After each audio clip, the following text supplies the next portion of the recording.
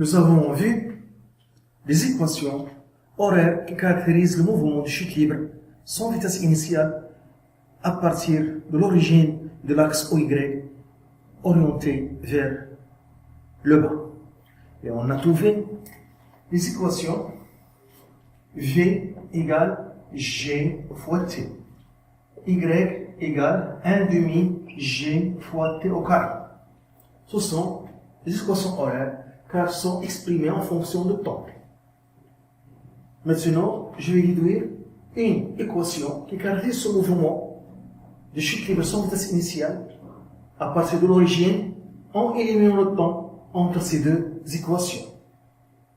Donc, on extrait T à partir de la première équation, donc T égale V sur G. Et je remplace dans la deuxième. Donc, Y égale 1 demi G fois T au carré, V sur G au carré.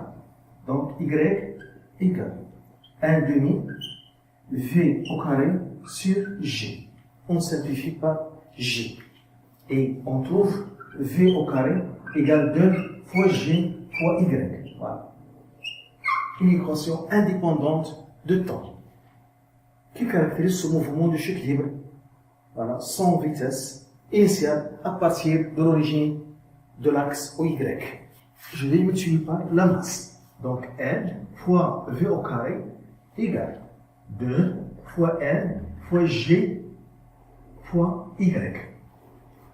Je divise par 2 les deux membres. Donc 1 demi N V au carré égale N fois G fois Y. Donc Y représente l'ordonnée de centre d'inertie de la vie ou bien du corps. C'est aussi, il représente aussi la hauteur de chute, H.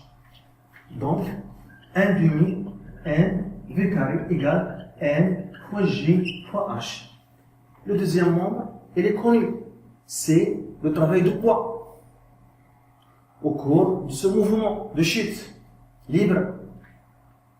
Le deuxième membre, le premier membre, représente aussi une grandeur physique appelée énergie cinétique, notée EC, qui est égale 1 demi NV au carré. L'énergie cinétique dépend de la masse et de la vitesse du corps. C'est une énergie qui est due au mouvement. Voilà, du corps. M en kilogrammes, en usine sur l'égal, V en mètres par seconde, et l'énergie EC en joule. Et cette application 1, on laisse tomber sans vitesse initiale du haut d'un tour de 35 mètres un objet qui arrive au sol 2,7 secondes plus tard. Quelle est la valeur de l'intensité du pesanteur ou bien quelle valeur de l'intensité du pesanteur G peut donner cette expérience? On néglige l'action de l'air. Donc ici, puisqu'on néglige l'action de l'air, donc on va considérer ce mouvement de chute comme libre. Et je vais appliquer les équations qui caractérisent ce mouvement de chute libre sans vitesse initiale à partir de l'origine de l'axe OY. Donc on a les données, on a H égale 35 mètres et on a la date 2,7 secondes. Donc la relation qui relie H et T est la suivante: Y égale 1 demi GT au carré. Donc, Y représente la hauteur de chute comme on voit sur la figure de l'exercice d'application 1. Donc, Y c'est H. Donc, c'est égal 1 demi G fois T au carré. Donc, 2H égale G fois T au carré. Donc, G égale 2 fois H sur T au carré. Et on fait le calcul. Donc, 2, application numérique, 2 fois 35 sur 2,7 au carré. Donc, on trouve G égale à 9,6 newtons par kilogramme.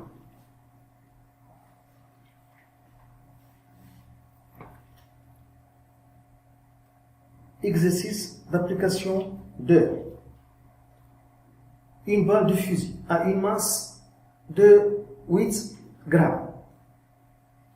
Elle sort de l'arme avec une vitesse de 900 mètres par seconde. Calculer son énergie cinétique. Donc, on a ici le donné, la masse R, voilà, 8 grammes, la vitesse 900 mètres par seconde. Donc, l'énergie cinétique, on applique la relation EC égale 1 demi mv au carré. Donc, on fait la conversion, gramme en kilogramme, unité égale de la masse en physique, c'est le kilogramme, donc 8 fois 10 pouces moins 3 kg. Donc, EC égale 1 demi fois 8 fois 10 pouces moins 3 fois 900 au carré. Donc, EC égale. Et on calcule, on trouve 3240 joules, qui est égal à 3,24 kJ. C'est l'énergie cinétique de la balle.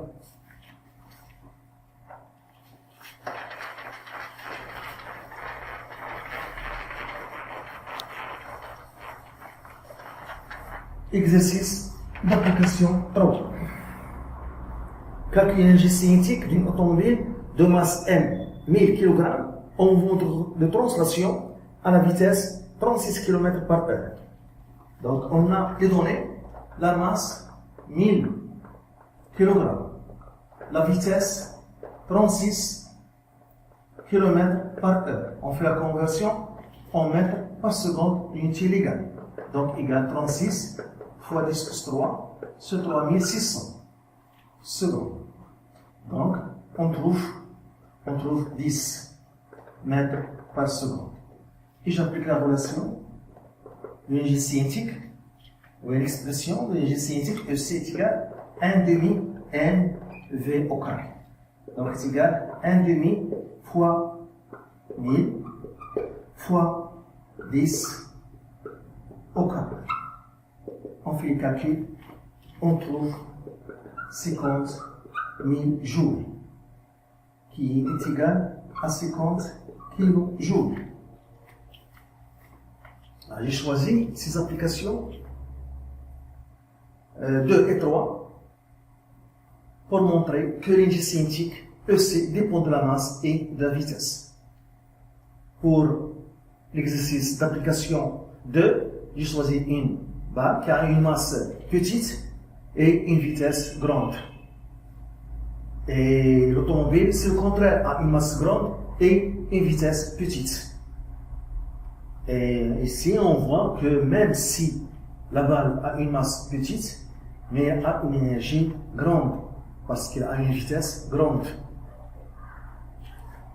Donc, et on sait qu'une balle peut provoquer des dégâts à cause de sa vitesse qui est grande. Donc, cette énergie cinétique, c'est une énergie de mouvement, qui est due au mouvement.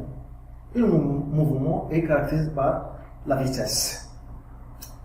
Et on voit ici que lorsque la vitesse double, l'énergie cinétique sera multipliée par 4. Par exemple, ici, pour une vitesse de 10 mètres par seconde, on a l'énergie cinétique 50 kJ. Si par exemple, si la vitesse double, 20 mètres par seconde, on calcule l'énergie cinétique EC égale 1 demi, donc fois 1000 fois 20 au carré. Donc on va trouver 200 kJ. Donc lorsque la vitesse double, l'énergie cinétique sera multipliée par 4.